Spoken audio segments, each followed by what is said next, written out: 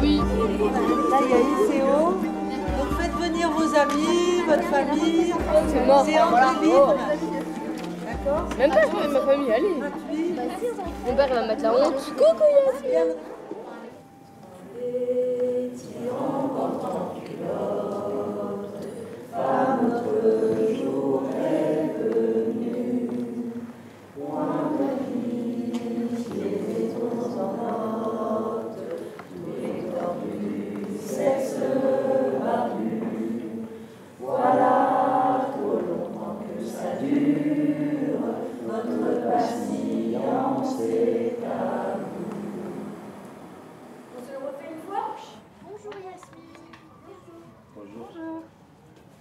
Tiens, ça peut être marrant, comme moi je vous ai expliqué la semaine dernière.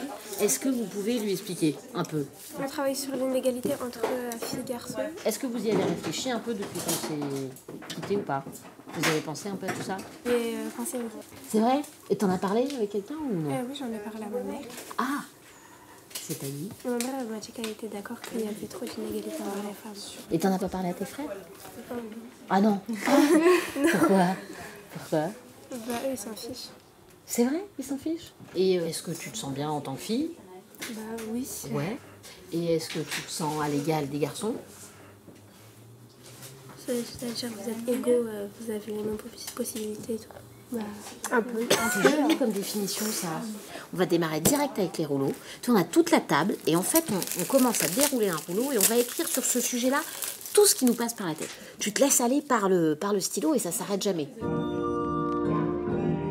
Aujourd'hui, c'est la grève des femmes. Les femmes ont marre d'être des objets, marre d'être choisies car elles sont belles et pas pour ce qu'elles ont dans leur tête. Oh, c'est pas la fête au village. Il faut que les hommes bougent leurs fesses, il faut que les hommes et les femmes soient égaux. Le sexisme, c'est comme le racisme, mais avec les hommes et les femmes. C'est une sorte de violence.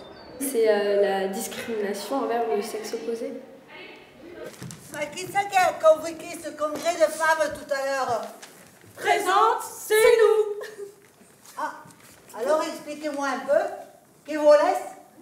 Eh ben, je vais parler. Il n'y a pas lieu de faire durer le secret. Nous autres femmes, si nous voulons forcer nos hommes à faire la paix, il faut renoncer. À quoi? Dis, vous aurez le courage? Ah ouais. Oui, nous l'aurons. Et fût-ce même au prix de notre vie. Ouais. Hein, Dorénavant, plus de vaisselle. ouais, plus de vaisselle, Plus balayé. plus balayé, oui. Plus nettoyé. Plus nettoyé, Plus plastiqué. non plastiqué, Plus frotté. plus frotté. Ras-le-bol. Et puis s'occuper seul des enfants. Ouais, et puis renoncer à faire l'amour aussi. Moi, j'ai connu une famille quand j'étais petite. Eh bien, à table, la maman, elle donnait la viande qu'aux garçons. Parce qu'un garçon, tu comprends, ça a besoin de protéines, ça a besoin d'être fort. Avec mon mari, on va faire un jour père, un jour mère. Oui, c'est important de se révolter, mais pour faire avancer les mentalités, il faut les éduquer. Il y a le musée de l'homme à Paris. Pourquoi pas le musée de la femme à Colombes? Ah oui, très juste. Dans le musée de la femme, ce sont des femmes qui manifestent pour la liberté. Oui, pour la liberté, madame. Ah oui, comme le musée Grévin. On doit rencontrer des célébrités comme Edith Piaf, Jeanne d'Arc, Laure Manodou, Rosa Parks et Simone Veil. La première fois qu'il y a eu du théâtre, les hommes et les femmes, ils ont porté des masques. C'était un moyen de faire une autre personne que nous. Donc on va commencer par notre masque neutre. Pour ceux qui n'ont jamais vu les masques, vous allez être un petit peu impressionnés. Là, c'est ce que vous allez voir, c'est une naissance de personnage. Le masque neutre est un masque d'égalité pour après aller vers le personnage, aller vers l'autre, pour le comprendre aussi. Regardez-le. Jeune homme, qu'est-ce que vous pensez de cette maman?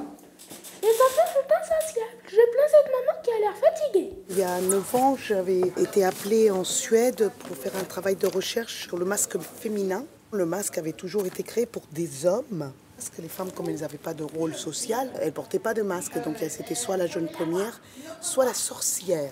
C'est l'homme comme la femme qui souffre du sexisme. Un homme doit être supérieur, puissant, rassurant. Et la femme, elle subit, elle est soumise. Et donc dans ces grands clichés, les deux ont à gagner. Au commencement était l'être humain, femelle et mâle, mâle et femelle. L'être parfait. Mais un jour arriva où l'être parfait se divisa. De un, il devint deux. Homme et femme, femme et homme. Par exemple, si je vais chez l'esthéticienne et c'est que c'est un homme qui est là, bah moi personnellement j'aurais peur quoi. Mais voilà quoi, il faut qu'on apprenne à dépasser ces choses-là parce que c'est pareil quoi, c'est comme une femme qui veut devenir pompier, ce sera plus compliqué pour elle. Comme il y aurait une journée quoi, par exemple une journée où tout le monde change de place, l'homme prend la place de la femme, s'habille comme une femme, enfin je sais pas, prend ses habitudes quoi, toute une journée pour voir ce que la femme ressent et la femme à l'inverse. On n'a pas à mépriser les femmes, il faut au contraire qu'on se batte ensemble pour que leurs droits soient... Et puis en fait, plus leurs droits seront reconnus, plus on en aura. Quand un homme opprime une femme, il n'est pas libre. Il n'est pas libre, il est un garde-chien. J'ai intégré le groupe, c'est l'année dernière, quand ils ont joué les Lystrata, quand ils ont fait la répète à la bibliothèque. Et moi, ça me permet beaucoup, franchement, de m'exprimer. Parce que c'est vrai que là où je suis, c'est vraiment... voilà, on n'a pas tellement de monde le week-end pour s'exprimer et tout ça. Et puis comme Roland, moi, ça m'a permis de connaître pas mal de monde. Pour que soient scellés sur leur champ notre amitié à toutes.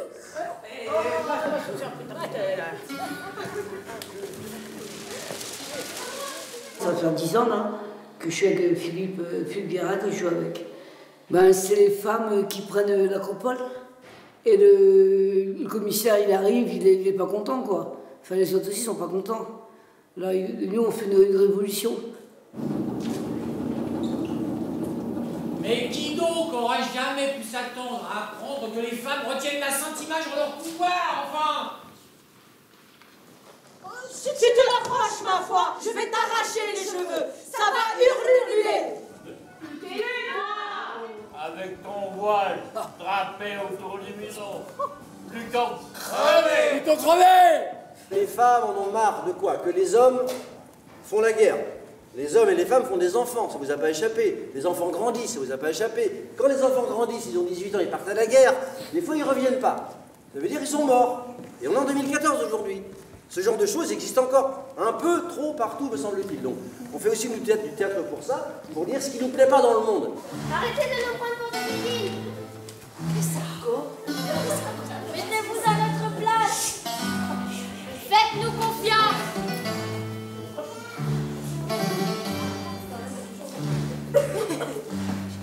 Assez, les gars inutiles.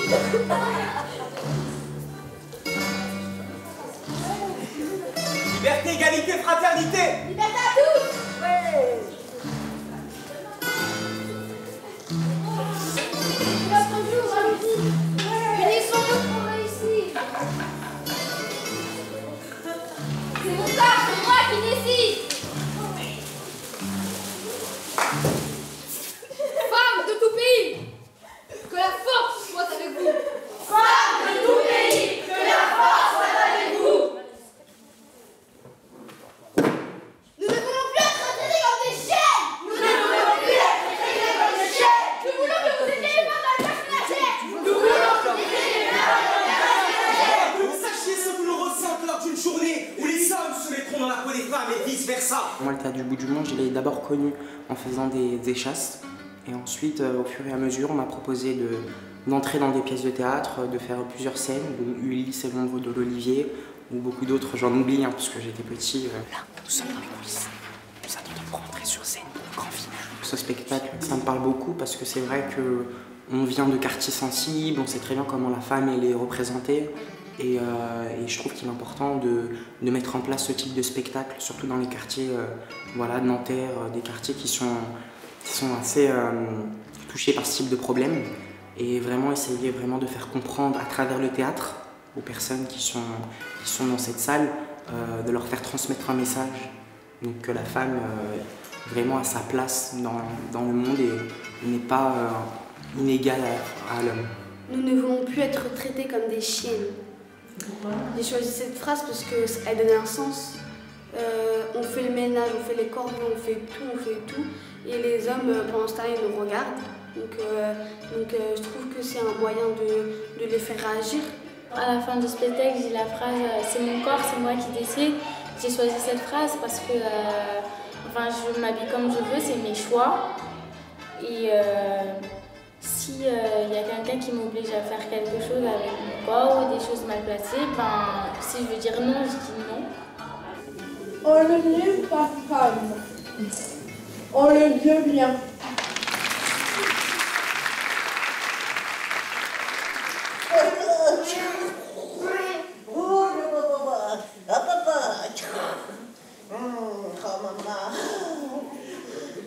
Lucie!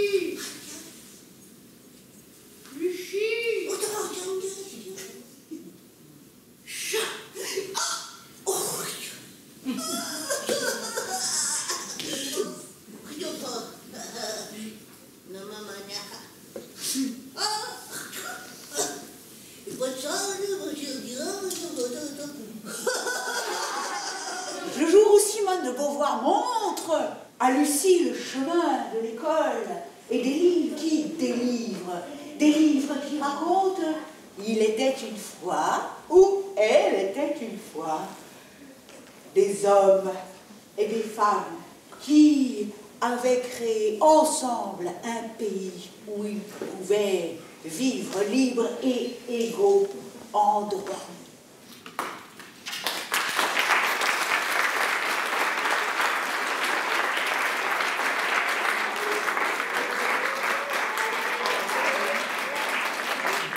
On peut penser que le maire s'entend ici, s'est dit tiens, il y a une idée à exploiter. J'aime bien cette idée de longue marche. Il y a parfois cette idée du découragement, du sentiment qu'on n'y arrivera jamais. Et je trouve que cette idée de longue marche met en perspective les avancées et donne de l'espoir. J'étais cette semaine, la dernière semaine, à New York pour travailler dans un projet qui s'appelle Bronx en scène. C'est un projet d'échanges culturels bilatéraux France-États-Unis. Nous nous sommes mis ensemble pour travailler un texte d'un auteur français qui s'appelle Louis Calaferte, Un riche, trois pauvres.